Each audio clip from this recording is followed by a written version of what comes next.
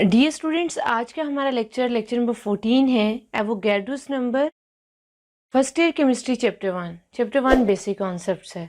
Avogadro's number के साथ साथ मैं आपको example number 8 and example number 9 भी करवाऊंगी जो मोल और एवोगैड्रोस नंबर से रेलिवेंट है। बेटा, एवोगैड्रोस नंबर में हमने डिस्कस करना है सबसे पहले एवोगैड्रोस नंबर की डेफिनेशन, फिर हम देखेंगे कि इसे किस तरह से रिप्रेजेंट किया जा सकता है यानी रिप्रेजेंटेशन। देन हम एवोगैड्रोस नंबर की वैल्यू देखेंगे, फिर हम इसके कुछ एग्जाम्पल्स को डिस्कस करेंगे और उसके बाद हम फार्मूलाज को डिस्कस करेंगे। ये सब डिस्कस करने के बाद हमारा एवोगैड्रोस नंबर का टॉपिक जो है वो कंप्लीट होता है। इसके बाद मैं आपके साथ example number 8 and example number 9 share करूंगी जो एवोगैड्रोस नंबर और कॉन्सेप्ट ऑफ मोल से रेलिवेंट होंगी। बेटा, स्टार्ट करते हैं एवोगैड्रोस नंबर की डेफिनेशन से। Number of particles present in 1 mole of substance is called Avogadro's number. बात को गौर से सुनिएगा।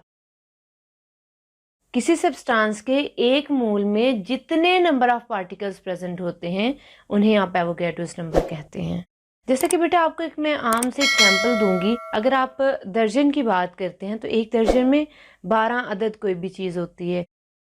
अगर आप पेयर की बात करेंगे तो उसमें 2 होते हैं, यानी 2 अदद कोई भी चीज़। अगर आप केमिस्ट्री में बात करते हैं तो केमिस्ट्री में भी आप बिल्कुल सेम इसी तरह से बात करेंगे।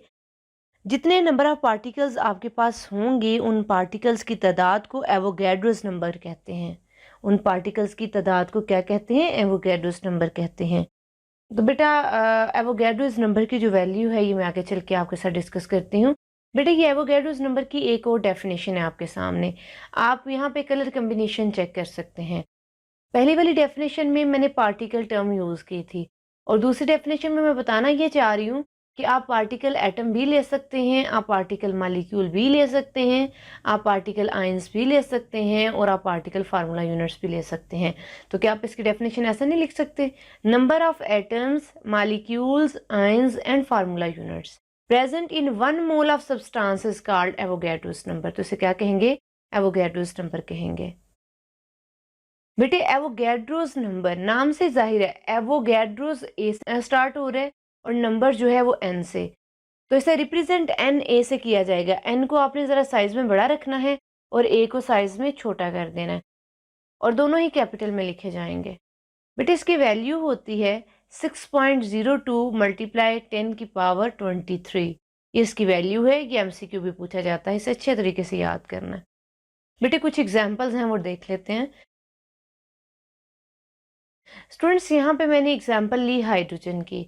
तो हाइड्रोजन यहाँ पे आपको एक एच दिखाई दे रहा है तो इसका मैस होगा 1.008 ग्राम। बेटा, मैंने इसका मैस लिखा 1.008 ग्राम। ज़रूरी नहीं है कि आप भी यही मैस लिखें। आप अगर चाहते हैं कि मैं यहाँ पे 1 ग्राम लिखूँ, क्योंकि हाइड्रोजन का मैस अमूमन 1 ग्राम लिखते हैं हम लोग, तो आप यहाँ पे भी 1 ग्राम लिख सकते हैं, आपकी मर्जी है। तो ये 1 ग्राम हाइड्रोजन एटम है। अब यहाँ पे देख सकते हैं कि इसके स्टार्ट में कुछ भी नहीं है, इट मीन्स कि 1 एटम है। आप इसे 1 मोल कहेंगे। इसे क्या कहेंगे? आप 1 मोल कहेंगे। 1 मोल ऑफ हाइड्रोजन। 1 मोल अगर हाइड्रोजन है तो इसमें नंबर ऑफ एटम्स कितने होंगे? 6.02 मल्टीप्लाई 10 की रेज़ 23। तो अभी आपने यही पढ़ा ना, किसी भी 1 मोल सब्सटेंस में जितने नंबर ऑफ पार्टिकल्स प्रेजेंट होंगे उसे आप एवोगैड्रोस नंबर कहेंगे। तो ये 1 मोल ऑफ सब्सटेंस है। सब्सटेंस हमारा बेसिकली यहाँ पे एटम है, तो उसमें नंबर ऑफ पार्टिकल्स हैं 6.02 मल्टीप्लाई 10 की रेज़ 23। अब चूंकि ये एटम था हाइड्रोजन तो आपने यहाँ पे एटम्स लिखना है, एटम्स ऑफ हाइड्रोजन। सेम इसी तरह से एक और एग्जाम्पल मैं आपको एटम की दूंगी। 23 ग्राम ऑफ सोडियम। बेटा, इसका सोडियम का मैस होता है 23, तो आप इसका मैस लिखेंगे 23 ग्राम ऑफ सोडियम। अब देखें सोडियम किधर क्या लिखा हुआ है? कुछ भी नहीं, तो हमें पता चल रहा है ये 1 मोल है, तो आपने कहना है कि 1 मोल ऑफ सोडियम। अब 1 मोल सोडियम है तो इसमें नंबर ऑफ एटम्स कितने होंगे? सेम उतने जितने भी हम पढ़ चुके हैं कि 6.02 मल्टीप्लाई 10 की रेज़ 23। यानी आपके पास कोई भी सब्सटेंस 1 मोल होगा तो उन तमाम के जो नंबर ऑफ पार्टिकल्स हैं वो सेम होंगे। अभी और भी मैं एग्जांपल्स आपके साथ शेयर करती हूँ। ये है यूरेनियम। बेटा, यूरेनियम का मैस होता है 238 ग्राम। ये 1 मोल यूरेनियम है। ओके, तो इसमें भी जो नंबर ऑफ पार्टिकल्स हैं वो कितने होंगे? 6.02 मल्टीप्लाई 10 की रेज़ 23 एटम्स। तो बेटा अभी तक मैंने जितनी भी एग्जांपल्स आपके साथ कोट किए एटम्स की हैं। यहाँ पे एक क्वेश्चन आपके जहन में उठ सकता है कि मैम यहाँ पे मैसेज तो इनके डिफरेंट हैं, लेकिन नंबर ऑफ मोल्स इन सबके सेम है, और नंबर ऑफ मोल्स सेम होने की वजह से आप कह रही हैं कि नंबर ऑफ पार्टिकल्स भी सेम होंगे, तो ऐसा क्यों है? तो बेटा आपने यहाँ पे ये याद रखना है कि जो नंबर ऑफ पार्टिकल्स हैं, ये नंबर ऑफ पार्टिकल्स हैं, मैं फिर से बता रही हूँ, अभी पीछे डेफिनेशन में बता के आई हूँ कि नंबर ऑफ पार्टिकल्स एटम्स भी हो सकते हैं, मॉलिक्यूल्स भी हो सकते हैं, और भी इसके अलावा मैंने काफ़ी चीज़ें वहाँ पर डिस्कस की हैं। यहाँ पे ये बात याद रखनी है कि जो मैसेज होते हैं, मैसेज या फिर साइजेस, ये नंबर ऑफ पार्टिकल्स को इफेक्ट नहीं करती। आपने मैसेज को देखना ही नहीं है, आपके जहन में नंबर ऑफ मोल्स होने चाहिए। अगर नंबर ऑफ मोल्स 1 है तो सबकी वैल्यू ये होगी, और अगर नंबर ऑफ मोल किसी चीज़ के 2 हो जाते हैं तो आपने इस वैल्यू को 2 से मल्टीप्लाई करना है, और अगर नंबर ऑफ मोल 3 हो जाते हैं तो आपने अपनी इस नंबर ऑफ पार्टिकल की वैल्यू को 3 से मल्टीप्लाई कर देना है। स्टूडेंट्स नेक्स्ट एग्जांपल है मॉलिक्यूल की, और मॉलिक्यूल मैंने यहाँ पे लिया वाटर। और आपको पता है कि वाटर का अगर मैस आप निकालें तो 2 हाइड्रोजन हैं तो 2 का मैस 2 हो गया, एक ऑक्सीजन है, ऑक्सीजन का मैस होता है 16, 16 plus 2 18, 18 gram of hydrogen molecule. तो बेटा ये कितने मोल हैं? अब तक आपको अंदाज़ा हो जाना चाहिए, ये 1 मोल है। अब 1 मोल है तो इसमें भी एवोगैड्रोस नंबर जो है वो सेम होंगे, तो सेम है, बस फ़र्क इतना आया कि ये मॉलिक्यूल है तो यहाँ पे हमने एटम की जगह पे मॉलिक्यूल लिख दिया। नेक्स्ट एग्जांपल है ग्लूकोज की। तो बेटा ये बड़ा मॉलिक्यूल है और इसका मैस है 180 ग्राम, तो बेटा ये भी 1 मोल है, तो इसमें नंबर ऑफ पार्टिकल्स जो हैं वो सेम है, यानी एवोगैड्रोस नंबर सेम है। सेम इसी तरह स्टूडेंट सुक्रोज की एग्जांपल है आपके सामने। तो सुक्रोज भी क्या है, 1 मोल है, जो एवोगैड्रोस नंबर है वो भी इसका सेम है। अब जो एग्जांपल आपके सामने मैंने कोड की ये आयन की एग्जांपल है, तो बेटा इसका मैस है 96 ग्राम। किस तरह से? यह है सल्फेट आयन, सल्फेट आयन का मैस है 96 ग्राम। आपको इसका मैस निकालना आना चाहिए, अभी मैं आपको सिखा चुकी हूँ। बेटा बार बार हम ये चीज़ रिपीट कर रहे हैं कि किस तरह से आपने मोलर मैस निकालना है। मेरा ख्याल है कि अब तक आपको समझ आ चुकी होगी कि हमने मोलर मैस किस तरह से फाइंड करना है। ये बेसिकली मोलर मैस मैंने लिखा हुआ है। तो ये भी आपके पास जो आयन है ये 1 मोल है, तो 1 मोल है तो इट मीन्स के नंबर ऑफ पार्टिकल्स सबके सेम ही होने हैं, यानी एवोगैड्रोस नंबर सबके सेम होने हैं। आप देख सकते हैं कि ये भी आयन है आपके सामने, 62 ग्राम इसका मैस है, 1 मोल ही है, और इसमें नंबर ऑफ आयन्स भी सेम है। बेटा अब इसकी रिलेशनशिप यानी फार्मूलाज आपके साथ डिस्कस करने लगी हूँ। आपने जब भी एवोगैड्रोस नंबर यानी नंबर ऑफ पार्टिकल्स फाइंड करने हो तो आप मोल को मल्टीप्लाई करते हैं एवोगैड्रोस नंबर से। तो बेटा मोल को मल्टीप्लाई करना है एवोगैड्रोस नंबर से, तो मोल्स की हर दफ़ा आपको वैल्यू दी नहीं जाएगी, आपने मोल की वैल्यू खुद निकाल के पुट करनी होती है। तो इसके लिए आपको फार्मूला की ज़रूरत होती है, तो बेटा ये मोल का फार्मूला है। मोल आपने किस तरह से फाइंड करने हैं कि मैस ऑफ सब्सटेंस को डिवाइड करना है मोलर मैस से। स्टूडेंट्स ये सेम फार्मूला आपने लेक्चर नंबर 15 में भी जाके पढ़ना है। बेटा अभी कुछ टाइम पहले मैंने आपको बताया था कि जो पार्टिकल्स हैं ये एटम्स भी हो सकते हैं, मॉलिक्यूल्स भी हो सकते हैं, आयंस भी हो सकते हैं, और फार्मूला यूनिट भी हो सकते हैं। नंबर ऑफ सबके साथ आएगा और पार्टिकल आप लिख लेंगे अलग अलग करके, atoms, molecules, ions and formula units. तो इन सब के जो फार्मूलाज हैं वो सेम होने हैं। आप बेशक यहाँ पे मोल मल्टीप्लाई एन ए लिख लें, लेकिन अगर आप डीपली से पढ़ना चाहते हैं तो मोल का आपको यहाँ पे फार्मूला लिखना पड़ेगा। अब मोल आपने पढ़ा था मैस ऑफ सब्सटेंस, मेरी बात को जरा गौर से सुनिएगा। यहाँ पे मैस ऑफ सब्सटेंस, यहाँ पे आपने एटम लिया, एटम है ना, तो एटम किसका छोटा ज़रा है? एलिमेंट का, तो यहाँ पे मैस ऑफ एलिमेंट होगा। एलिमेंट सब्सटेंस है ना, इसे आपने डिवाइड करना है एटॉमिक मैस से। तो एलिमेंट का जो आप मोलर मैस फाइंड करते हैं उसे एटॉमिक मैस कहा जाता है। मोलर मैस हम ओवरऑल टर्म यूज़ करते हैं। फिर आपने इसे मल्टीप्लाई कर देना है एवोगैड्रोस नंबर से। स्टूडेंट्स अब आपने खुद सोचना है कि जब नंबर ऑफ मॉलिक्यूल्स फाइंड करनी हो तो उसके लिए फार्मूला आपने कैसे लिखना है।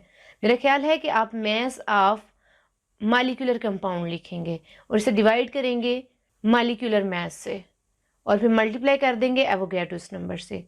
स्टूडेंट्स नंबर ऑफ आयंस किस तरह से फाइंड करेंगे? आपने mass of ionic species ion जो है वो बेसिकली आयनिक स्पीशी का छोटा ज़र्रा है। आप इसे डिवाइड कर देंगे आयनिक मैस से, मल्टीप्लाई कर देंगे एवोगैड्रोस नंबर से। सेम इसी तरह आपने देखना है कि फार्मूला यूनिट किसका छोटा ज़र्रा है। बेटा फार्मूला यूनिट जो है ये आयनिक कंपाउंड का छोटा ज़र्रा है। इसे आपने डिवाइड करना है फार्मूला मैथ से और मल्टीप्लाई कर देना है एवोगैड्रोस नंबर से। बेटे फिर से आपको बता रही हूँ कि आपको पता है कि एटम किसका छोटा ज़र्रा है, एलिमेंट का। मॉलिक्यूल किसका छोटा ज़र्रा है, मॉलिक्यूलर कंपाउंड का। आयन किसका छोटा ज़र्रा है, आयनिक स्पीशी का। फार्मूला यूनिट किसका छोटा ज़र्रा है, कंपाउंड का। बेटा मोल वाले टॉपिक में हमने इन कॉन्सेप्ट्स को बड़े डिटेल से डिस्कस किया था। अब इसकी कुछ एग्जांपल्स आपके साथ मैं शेयर करने लगी हूँ। आपके पास 18 ग्राम वाटर है, ठीक है।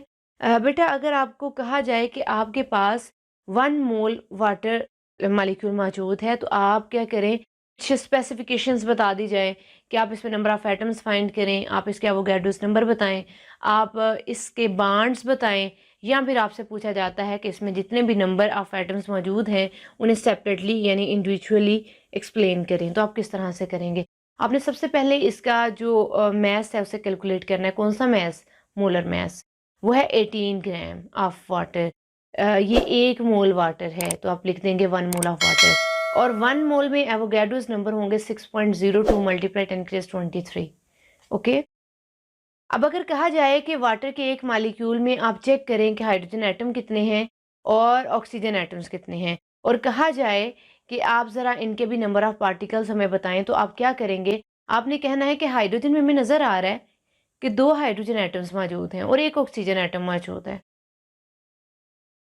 तो फिर आप इसके एवोगैड्रोस नंबर कैसे फाइंड करेंगे? बेटा आज जो स्टेटमेंट मैंने लिखी है वो स्टेटमेंट भी लिख सकते हैं, और आप चाहे तो स्टेटमेंट को बढ़ा भी सकते हैं। Avogadro's number of hydrogen atoms मैंने यहाँ तक लिखी, आप लिख सकते हैं in water. Avogadro's number of hydrogen atom in water.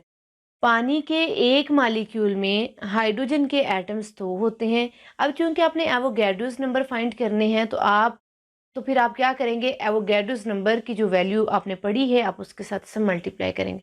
और स्टूडेंट्स चूंकि आप एवोगैड्रोस नंबर इनके फाइंड कर रहे हैं, तो आपने 2 को मल्टीप्लाई करना है एवोगैड्रोस नंबर से, तो आपके पास आंसर आ जाएगा। स्टूडेंट्स अब आपने ये बताना है कि वाटर के एक मॉलिक्यूल में ऑक्सीजन के कितने एवोगैड्रोस नंबर मौजूद हैं। स्टूडेंट्स आप जानते हैं कि वाटर के एक मॉलिक्यूल में 1 ऑक्सीजन एटम मौजूद था। अब 1 ऑक्सीजन एटम के कितने एवोगैड्रोस नंबर होते हैं? 1 मल्टीप्लाई 6.02 मल्टीप्लाई 10⁻23।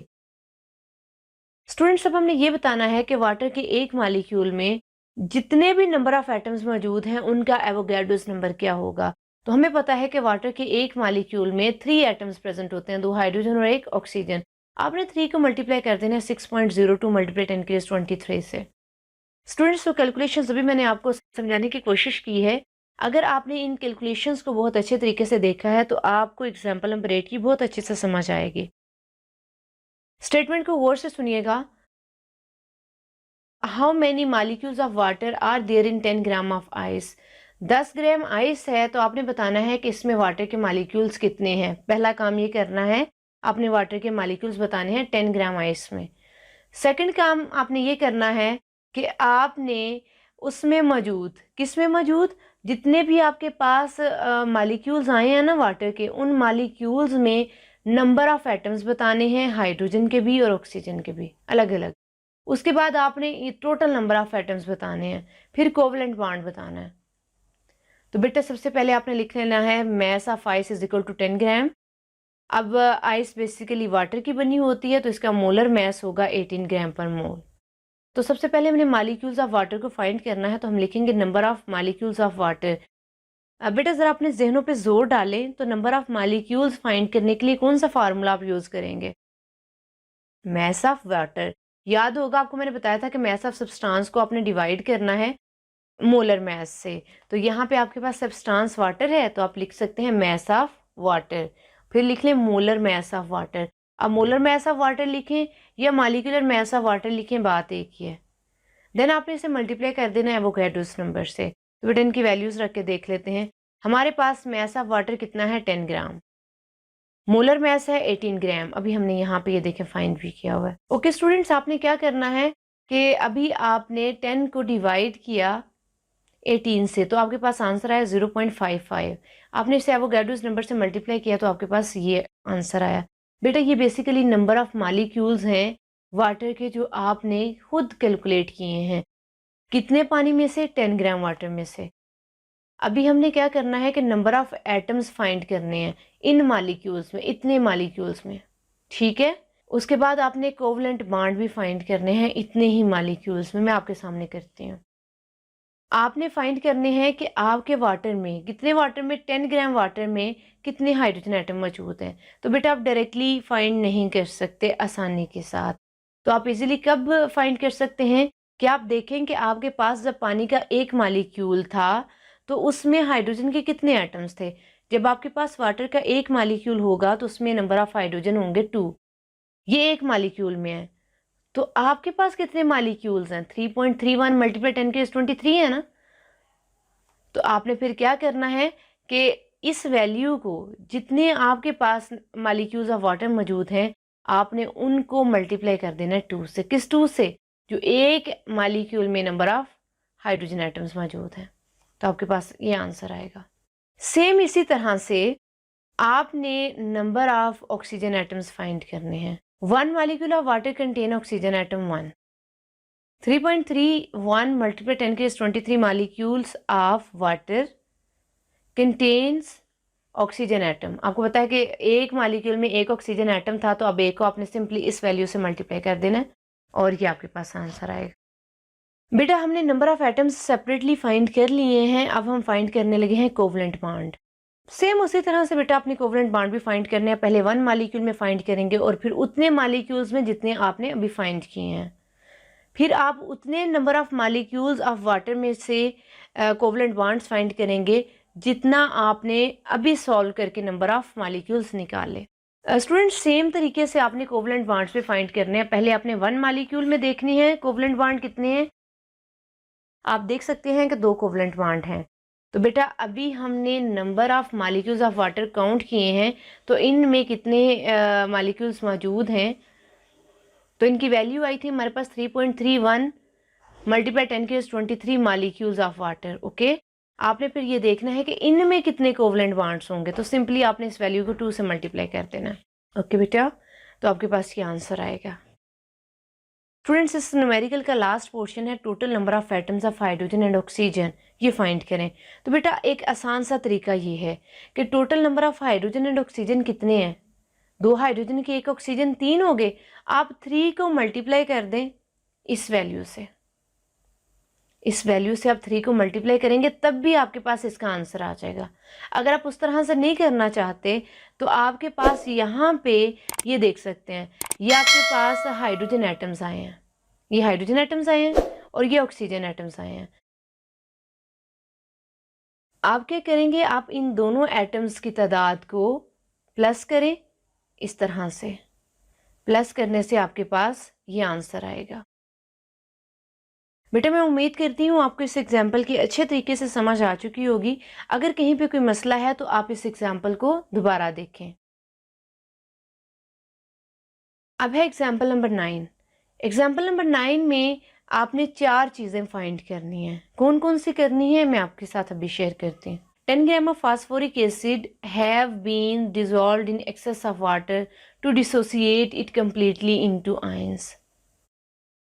तो आपने क्या चीज़ कैलकुलेट करनी है, नंबर ऑफ मॉलिक्यूल्स कैलकुलेट करने हैं। किसमें? 10 ग्राम ऑफ फास्फोरिक एसिड में। इसमें मौजूद नंबर ऑफ मॉलिक्यूल्स फाइंड करने हैं। फिर आपने फाइंड करना है number of positive and negative ions. बेटा याद रखिएगा number of positive and negative ions different हो सकते हैं in case of complete dissociation in water. इसके बाद आपने mass of individual ions find करना है, हर आयन का अलग से मैस निकालना है। इसके बाद आपने number of positive and negative charge जो है वो फाइंड करने हैं। तो याद रखिएगा number of positive and negative charges जो है ना वो सेम होते हैं। आयंस डिफरेंट हो सकते हैं लेकिन चार्जेस सेम होते हैं। तो बेटा हम स्टार्ट करते हैं पहले पार्ट से, नंबर ऑफ मॉलिक्यूल्स किस तरह से हमने फाइंड करने हैं 10 ग्राम ऑफ फास्फोरिक एसिड के। तो बेटा मैस ऑफ फास्फोरिक एसिड कितना है 10 ग्राम। जब मैस ऑफ फास्फोरिक एसिड है तो आपको मोलर मैस आना चाहिए ना फाइंड करना। तो मोलर मैस आपने किस तरह से फाइंड करना है, 3 हाइड्रोजन है हमारे पास तो मैंने ये 3 लिख दिया। एक हाइड्रोजन का मैस 1, 3 मल्टीप्लाई 1 पी, ये है फास्फोरस, इसका मैस है 31। ऑक्सीजन 4 है तो मैंने 4 लिख दिया, एक का मैस 16 है तो 16 लिख दिया। अब मैंने इसे मल्टीप्लाई किया तो मेरे पास 64 आया, 31 और ये 3 1s are 3। तो फिर इन सबको प्लस करेंगे तो हमारे पास 98 ग्राम पर मोल आंसर आएगा। मोलर मैस का यूनिट है ग्राम पर मोल। तो बेटा आपने फाइंड क्या करना है, नंबर ऑफ मॉलिक्यूल्स फाइंड करने हैं। तो नंबर ऑफ मॉलिक्यूल्स का आपको फार्मूला आना चाहिए बेटा। आपने क्या करना है कि मैस ऑफ सब्सटेंस को डिवाइड करना है मोलर मैस से। तो यहाँ पे आपके पास सब्सटेंस क्या है, फास्फोरिक एसिड है, इसका मैस है 10 ग्राम।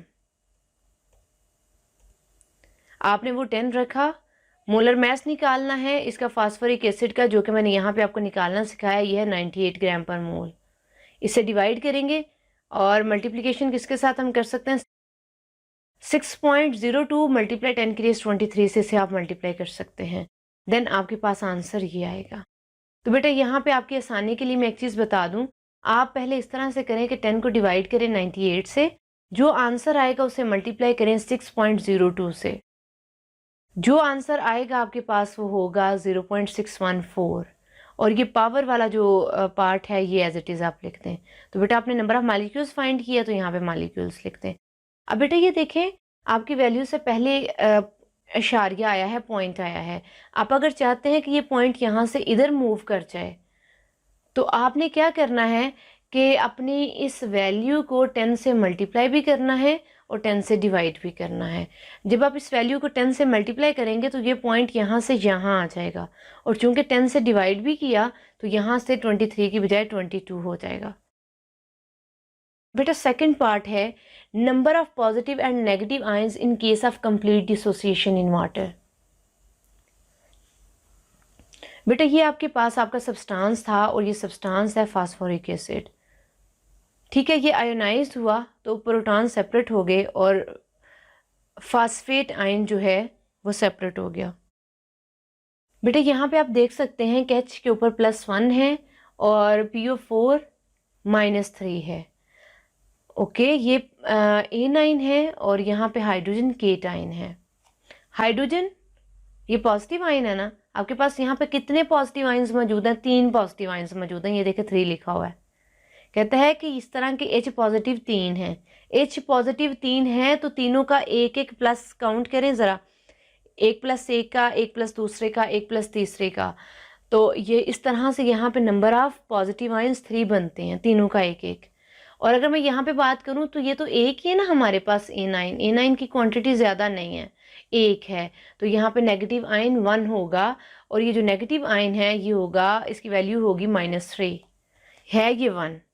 लेकिन हाइड्रोजन में जो इसके जो पॉजिटिव आयन्स हैं वो 3 हैं। तो बेटा सेम वही काम करना है जैसे पिछले न्यूमेरिकल में हम करके आए हैं कि हमने अपनी वैल्यू फाइंड करनी है, लेकिन पहले हम 1 मॉलिक्यूल में देखते हैं। तो हम देखेंगे 1 molecule of phosphoric acid produce कितने हाइड्रोजन आयंस प्रोड्यूस करता है। आपने यहाँ पे देख लिया कि इसने 3 आयंस जो हैं वो प्रोड्यूस करने हैं। बेटा जब ये 3 आयंस प्रोड्यूस कर रहा है तो अभी आपने ये number of positive and negative ions find करने से पहले नंबर ऑफ मॉलिक्यूल्स फाइंड किए, तो तब आपके पास ये आंसर आया था इस न्यूमेरिकल में। तो आपने अब इस वैल्यू को मल्टीप्लाई करना है 3 से, तो आपके पास ये आंसर आएगा। सेम इसी तरह अब आपने क्या करना है, A9 जो हैं वो भी चेक करने हैं। स्टूडेंट्स जब आप एक मॉलिक्यूल लेंगे फास्फोरिक एसिड का, उसे आयोनाइज कराएंगे तो आपके पास फास्फेट आयन एक ही आएगा। यहाँ पे देख लें क्या लिखा हुआ है, कुछ नहीं लिखा हुआ, इट मीन्स कि यहाँ पे 1 है। तो ये रिप्रेजेंट करता है कि आपके पास आयन कितने आएंगे, 1 आएंगे। तो अब आपके पास जितने मॉलिक्यूल्स हैं उनमें से चेक कर लेते हैं। हमारे पास इतने मॉलिक्यूल्स हैं तो इसमें कितने होंगे, 1 मल्टीप्लाई, उससे मल्टीप्लाई करें जो मॉलिक्यूल्स की वैल्यू है, तो आपके पास ये आंसर आएगा। बेटा ये number of positive and negative ions आप देख सकते हैं कि पॉजिटिव आयंस हमारे पास ये हैं और नेगेटिव आयंस हमारे पास ये हैं। यहाँ पे ये देखें 23 है और यहाँ पे 22 है। ये जब आप कैलकुलेट करेंगे तो आपको इजीली समझ आ जाएगी, इसमें कोई बहुत बड़ा मसला नहीं है। आप कैलकुलेशंस के लिए कैलकुलेटर यूज़ करें।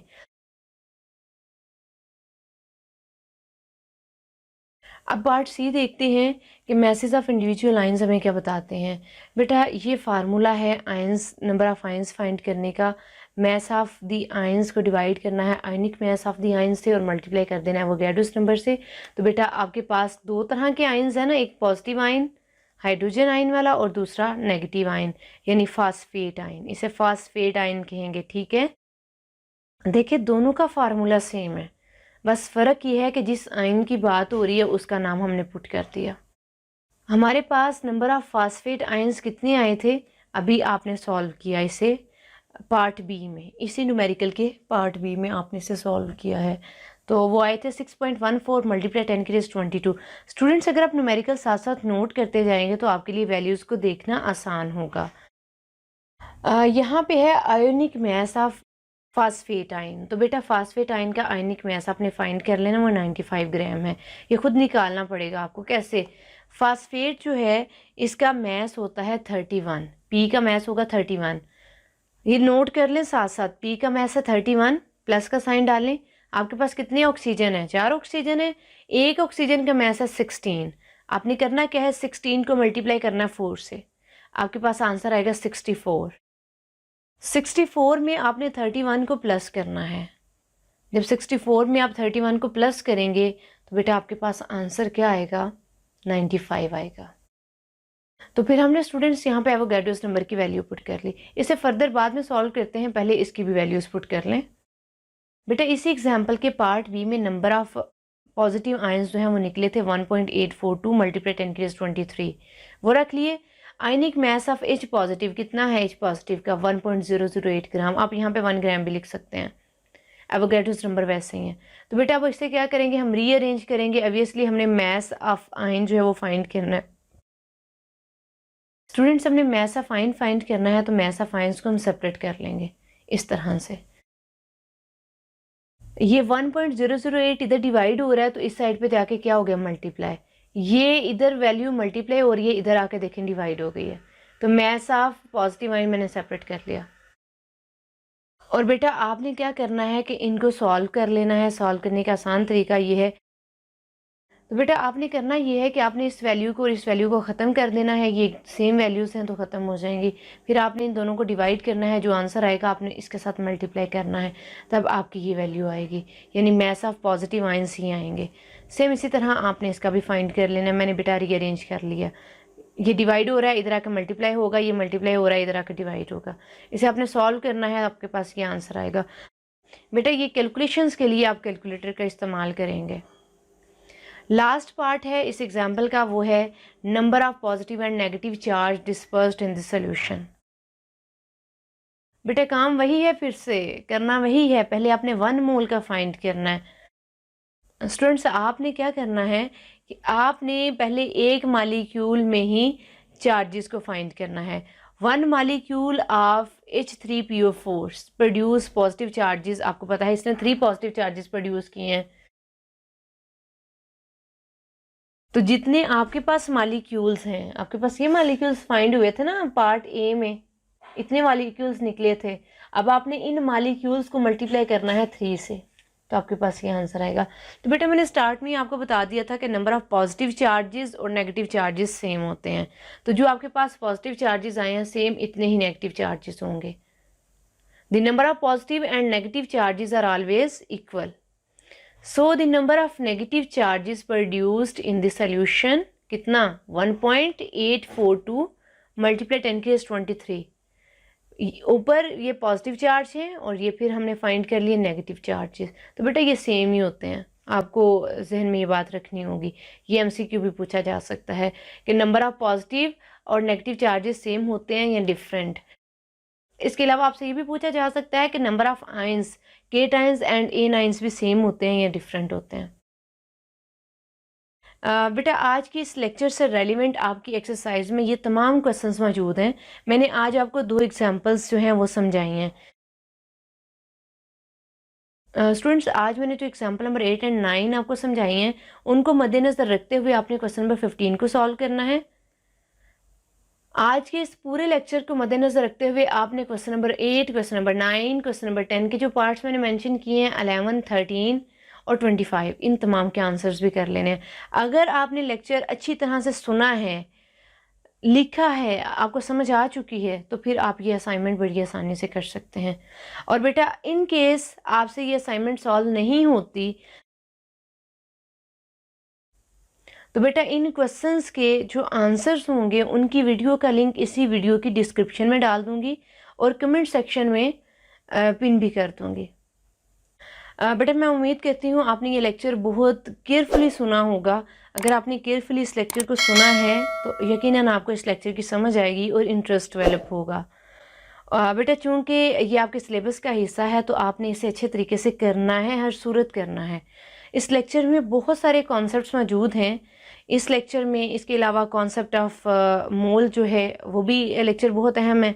Concept of mole, Avogadro's number, molar volume, in 3 topics को आपने बड़े अच्छे तरीके से करना है क्योंकि ये तीनों टॉपिक एक दूसरे के साथ लिंक कर रहे हैं।